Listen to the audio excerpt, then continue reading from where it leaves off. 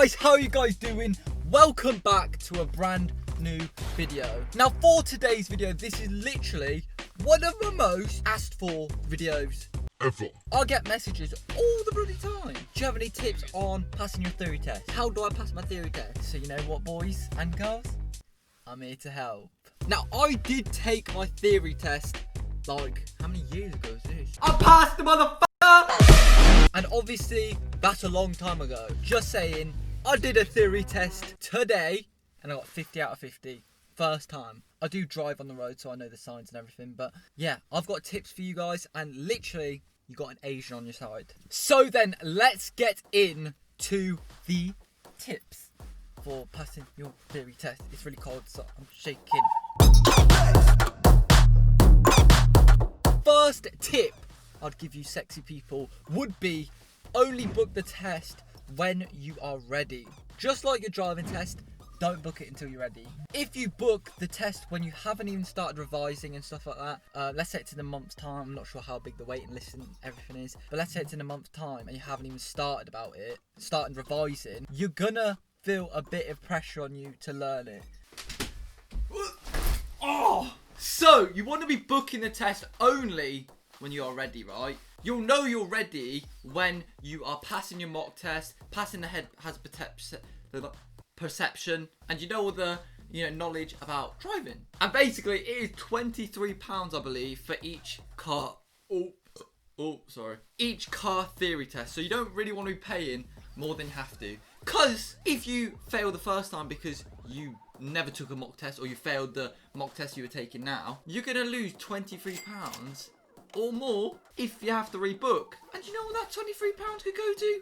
Yo mama. When I was 16 and I was in sixth form, when you have your free studies and stuff like that, every single free study I'd be doing theory questions. Honestly, I think I put in more than 20 hours work. You need to put in the hours, but that's my second tip actually. You need to put in the hours to pass, you know what I mean? If you want to guarantee you're passing, put in the hours, and you can do this by just revising all the topics you need to know in detail, like crossings, stopping distances, like road markings. It's freezing, by the way. If you can name all the road signs, you're off to a good start, because if any road signs come up, your boy has got it. If any crossings come up, your boy and your girl has got it. If any questions about food come up, maybe not food actually. Third tip, or is it the third tip? I don't know. Take mock tests, and take a lot of them. Mock tests are literally what the test is going to be like in the real thing. So you want to take as many of them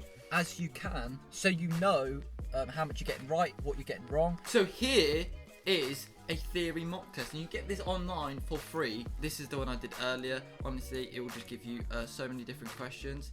It will tell you if you fail or pass, and it will tell you all the questions you've got wrong or right. And if you get stuff wrong, that's good, because now next time you can know what is right.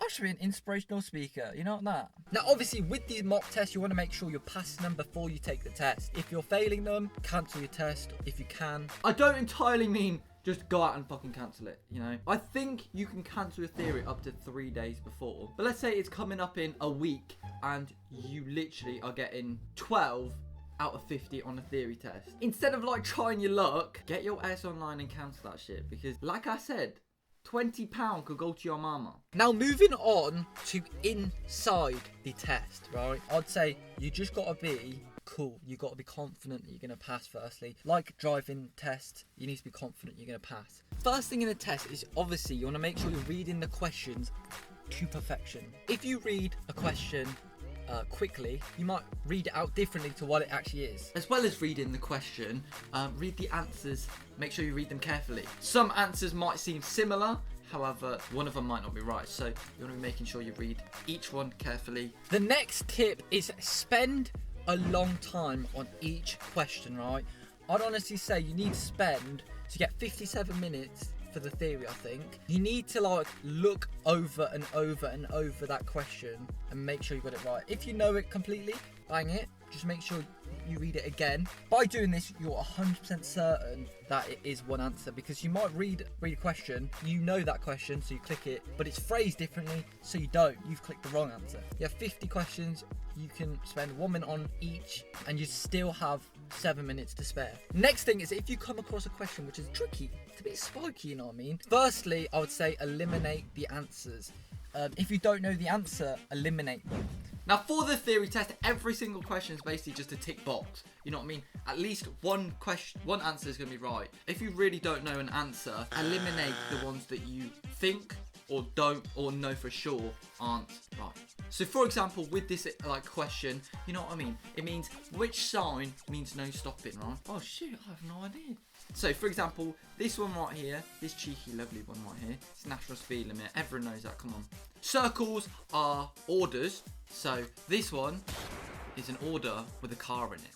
So it'd be no cars allowed. This one is a red car, which most likely means don't, next to another car. I'm making this seem a lot more simple than it actually is. This is no overtaking. So cross that one out. That's your answer, boys. As well as this, in the test, you can actually flag it so you can go over it at the end. Now, my next tip is literally, alongside with eliminating the answers, I would honestly say, think about the safest thing to do. Well, most questions are either common sense or the safest thing to do, you know what I mean? Back onto the computer, the safest thing, what would it be in this question right here? What does the law require you to keep in good condition? Here in the lovely UK, obviously, gears, is it the safest thing or the most logical? Probably not. Transmission, maybe, nah. Door locks, it might keep you safe locking your doors at night, but in this case, no. For this question, it's going to be seatbelt because obviously, if you crash, then you need to be able to be safe or like not be able to be flung out the window, basically. It's like this question right here. Right, so you're driving along this road. The driver on the left is reversing from a driveway. What should you do? Think about the safest thing to do on here. Move to the opposite side of the road. No. I mean, what would that do? Not fucking much, basically. Drive through as you have priority, which is probably what most people do. However, not safe, so it's not going to be the right answer. Sound your horn and be prepared to stop. It is actually sound your horn and be prepared to stop. Honestly, it's always going to be a logical or safe answer, basically. Last tip I've just kind of made up is imagine the situations in your head. That is it for the theory part of the questions. Now going on to the hazard perception, I actually did do one.